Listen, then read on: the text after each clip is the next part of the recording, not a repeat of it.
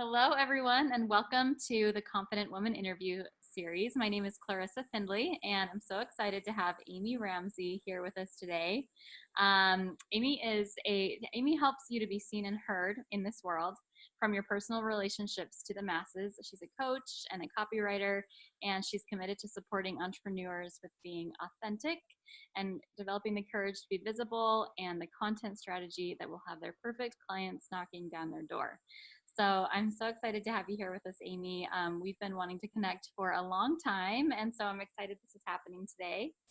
And it's just excited to hear what you have to share on this topic of confidence. So thank you. Thank you. I'm excited. This is such a juicy, big topic, and I wish that people were talking about it when I was in my 20s. Mm-hmm. That probably would have helped save me a lot of heartache, a lot of tears. Thanks. Yeah, yes to that. So, that leads me in. I would love to start off by hearing a little bit of your own journey and your story of developing confidence and how you have found what you are currently doing with your life. Yeah. So, first of all, when you ask that question, I think, oh, am I confident? And it's like, yes. And that is one of the big things I want everyone watching to understand. Is that confidence is not a static state. Like, confidence is very, it comes and goes. You can be confident in certain areas, not confident in others.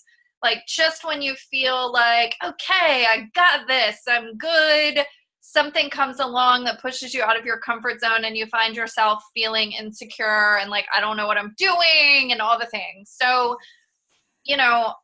so when you ask about my journey to confidence, I think you know what, I'll let you know maybe when I'm 90 and in my rocking chair. What I do know is, one of the things that I talk about a lot is the courage to be authentic, the courage to be ourselves, the courage to be visible. Mm-hmm. And the reason I talk about it as being the courage to be visible is because I'm very aware that it's stretchy. It's pushing us out of our comfort zone, out of our box, out of our boundaries. And I really think when it comes to confidence, it's about the courage to keep pushing and to keep trying new things over and over again. And then suddenly you wake up one day and you go, okay, cool. Looks like I've got this. So, for me, the short version, a little bit just about my personal story, how I ended up here. I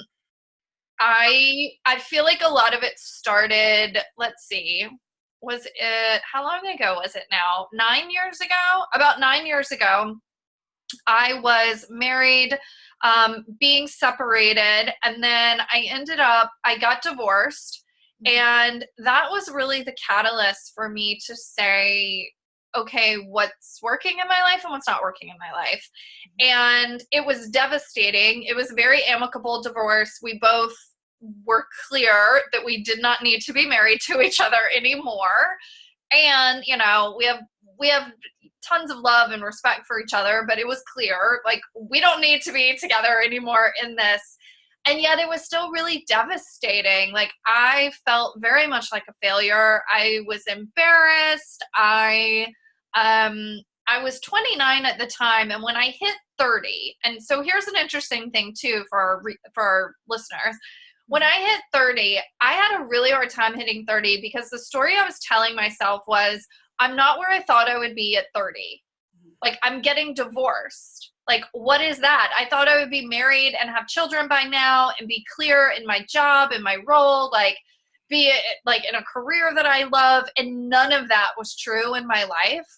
So I got very caught up in that story. And I remember turning 30 and it wasn't oh my God, I'm turning 30. It was, I didn't think I was where I should have been. And of course now I think, according to who, what it, it's what is that BS I was creating? But that's what was happening around 30. And I was in a job I hated. So I finally got the courage to say, you know what, this job is sucking my soul. I cannot sit behind it was this big wooden desk. I was I cannot sit behind this big wooden desk anymore. I'm over it. I turned in my resignation letter. my boss says to me, okay, and he knew it was coming, and supported me a ton, but he said, okay, so what are you going to do? I said, I don't know, but I will figure it out. And the last however many years have truly, that was in 2012. So I'm coming up on my 7th year in business this year. And truly, it's just been about letting myself figure it out, letting it be messy, having the courage to try new things. And,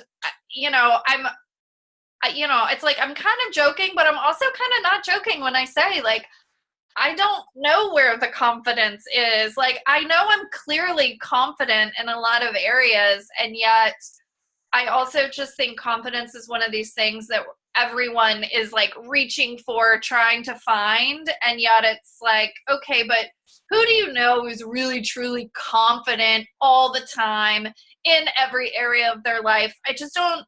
I don't think that's a thing. I think it's way more about having the courage to keep going, keep trying, letting it be messy, and you just keep following your path. And that's really all I've done.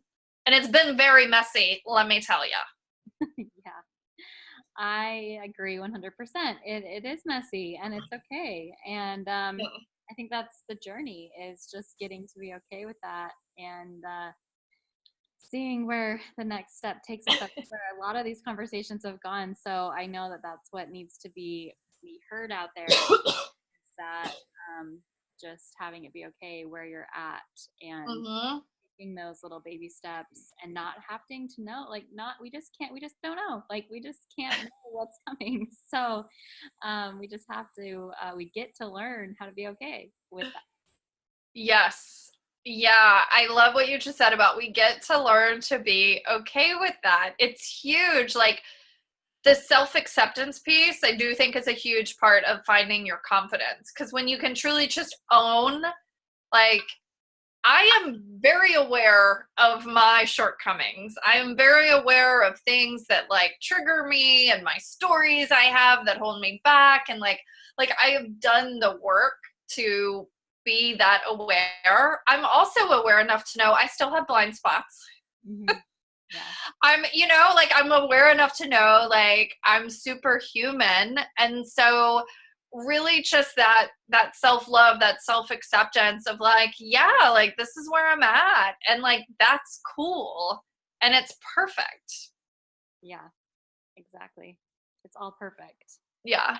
That's why I love hearing people's stories, because it's just the proof that, like, even though, and that's how my story is too, I think everyone's story is every little stepping stone where it was frustrating, or we didn't know why we were in this job or why we're doing this thing, and then making the choices that we made that were guiding us forward the whole time. Yeah. And another thing I'll say about my story is I really feel like I am in my zone of genius now in my business. Like, everything is clicking. It feels good. It's in flow. I'm in my zone of genius, like Mm-hmm. all the things that most entrepreneurs want. Mm-hmm.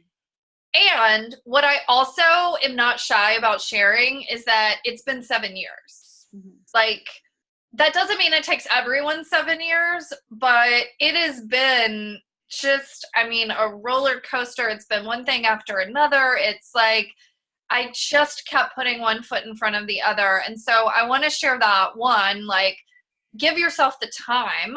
Don't compare it to anyone else's timeline.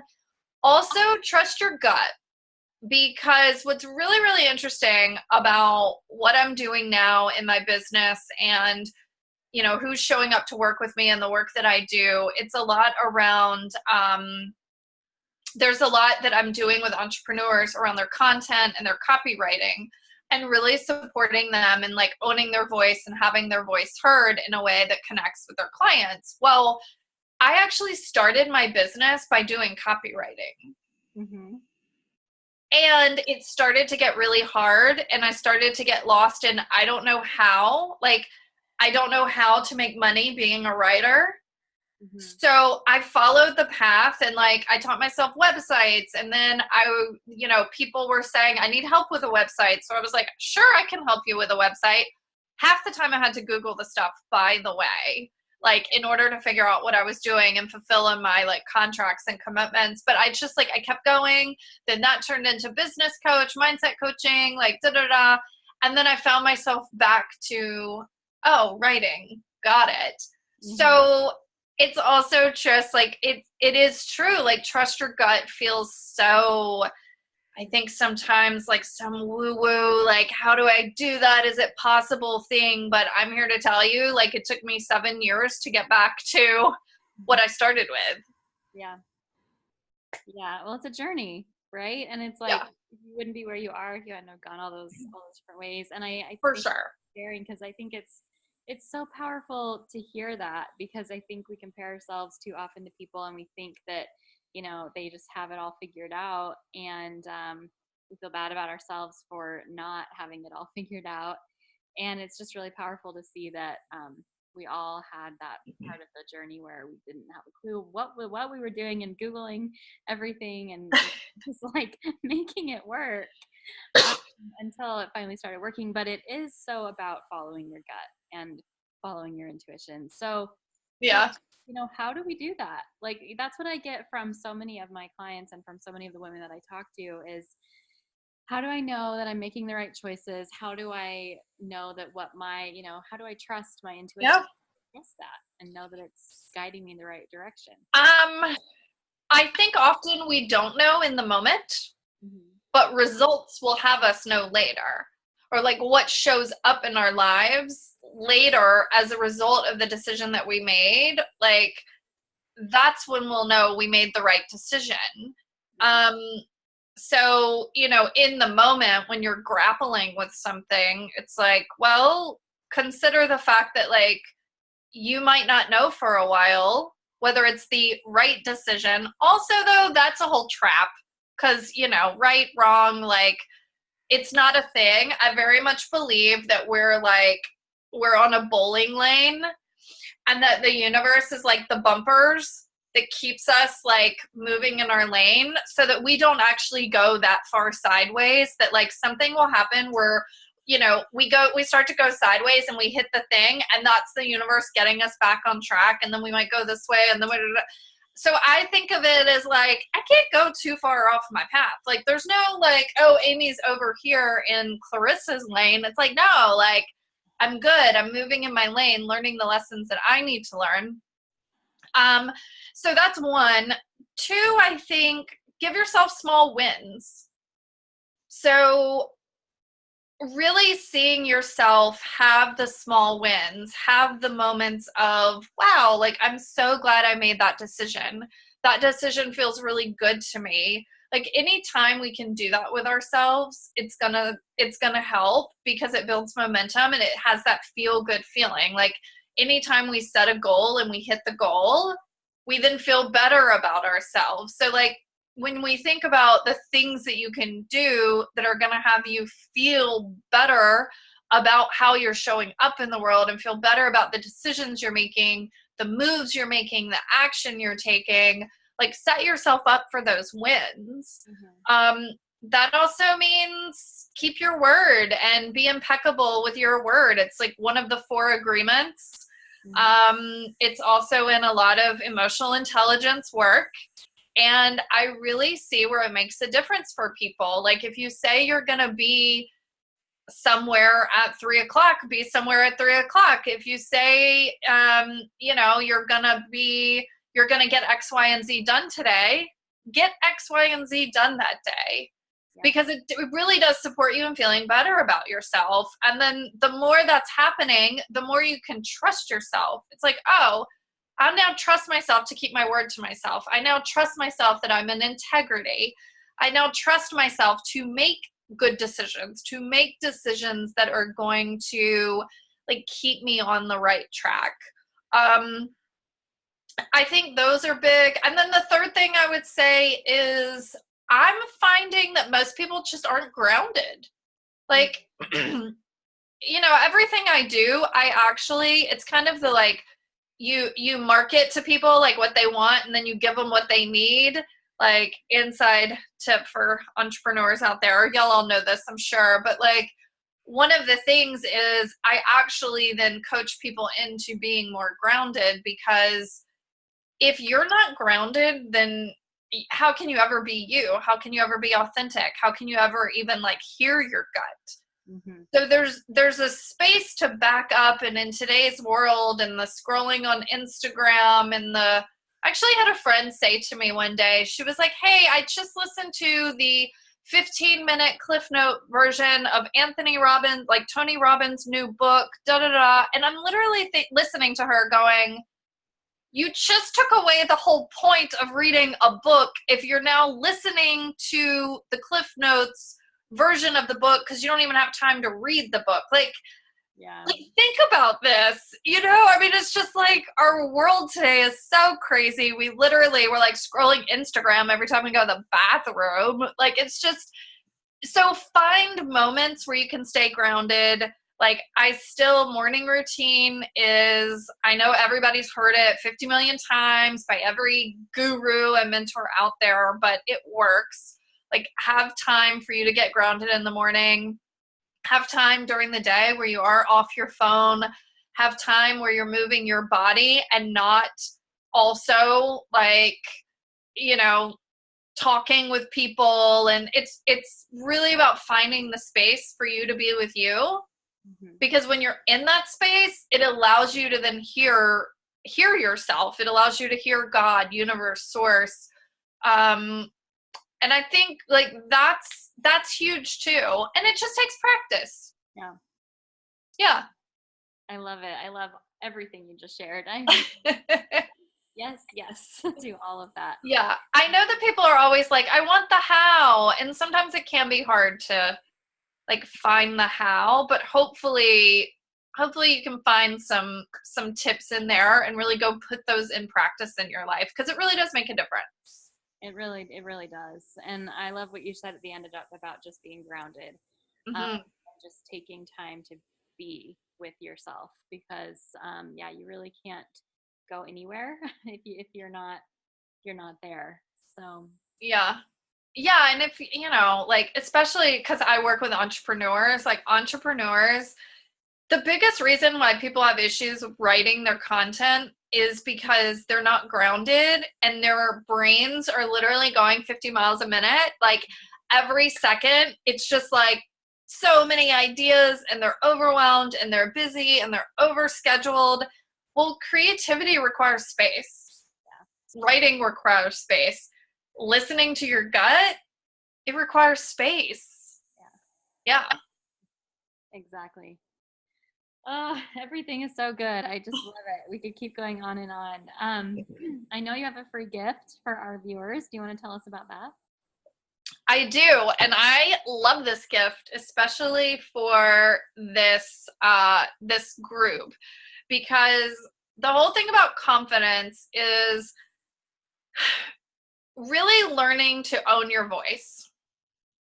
And one of the biggest things I've found in like practicing my confidence is learning to own my voice, speak my truth, say what's truly true to me. So the gift I have is a guide that's all about supporting people into speaking their truth. So it actually gives you like step by step, and then there's a prompt guide. So there's 5 steps on like, this is how to own your power, own your voice, like learn to speak your truth, which is a huge part of being confident in the world.